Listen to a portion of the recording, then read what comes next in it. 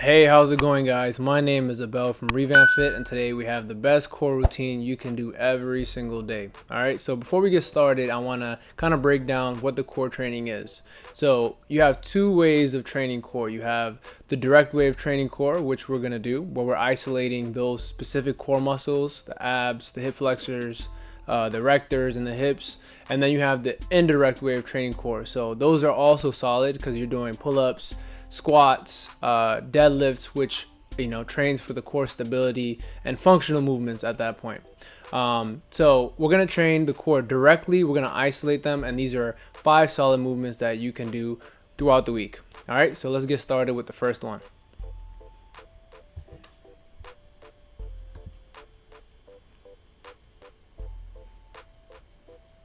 All right, so the first one is our side to side. This is going to focus on the hip flexors and also the lower abs, right? So beginner level, you can keep your knees bent and you're going side to side, right? You can rest your legs on the floor, or as I'm displaying, you can practice having them in the air, okay?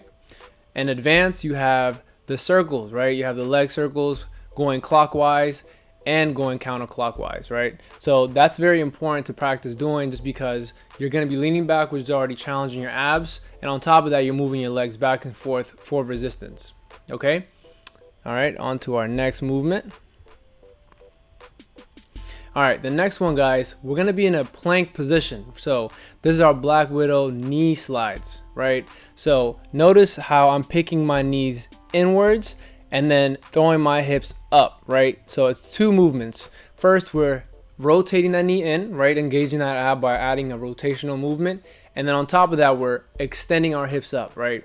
If you're at a beginner level or you're just practicing this movement for now, I'll just practice just rotating the knees in and out, right? And then when you want to challenge yourself, you can start extending that hip up, right? Which is going to be even better for the abs.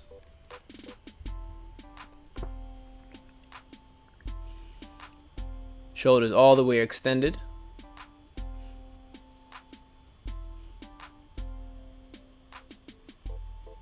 Core tight.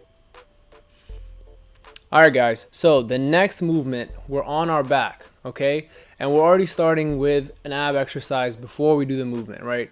We're gonna be in an isometric phase. So we're gonna have our knees bent and off the floor, right? So as soon as we do that, our abs and hip flexors are turned on, right?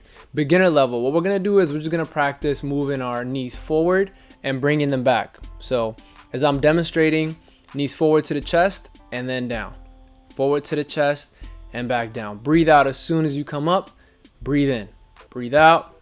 Breathe in. Okay?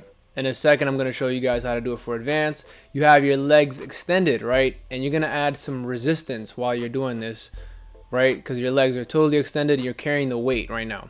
Okay? If you have some back tightness, make sure that you have your hands under your hips, right? Crucial point. We don't want to overstretch the back. So I have my hands to the side. You can have your hands under your hips.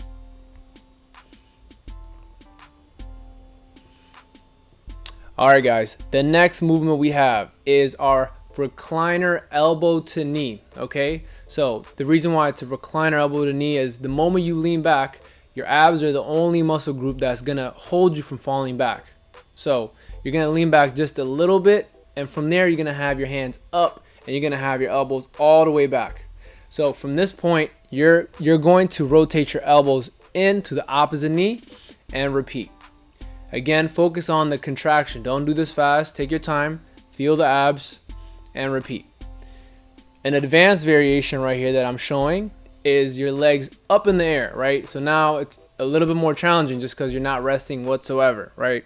Again, start it off slowly, rotating the elbows, making sure that you're going back each time and keeping your form honest. All right, we have the final movement right now. So this is our butterfly sit-up with a face pull, right? Anytime we get a chance to train the rotator cuff, we're definitely gonna take that chance, right? So the most important thing with a butterfly sit-up is to have your legs spread apart, your knees bent, right? Just so you can protect your lower back.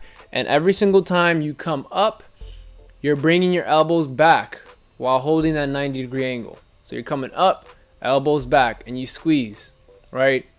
And again, our biggest takeaway from this is to feel the muscle, right? This is for the contraction. We want to build that muscle to mind connection, right? So take your time.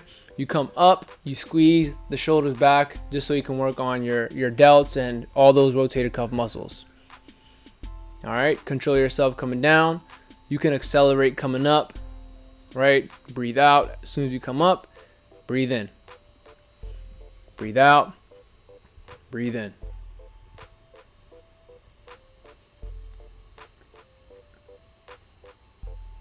All right, guys, so all the sets and reps will be included in our description, right? But it's going to be for 45 seconds to a minute, right? Going at your pace. If that's not something that's achievable for you, you can jot it down. Maybe you did 25 seconds last time. Next time you aim for 30, right? So this set of 5 exercises, you could do it for 1 set, 2 sets, depending on, you know, your availability or your time. You know, give it a try. You can do this again every day whenever you have time. Very easy. This took about 5 minutes. So let us know how you like it. And as always, please like and subscribe for more content. And we'll see you guys soon.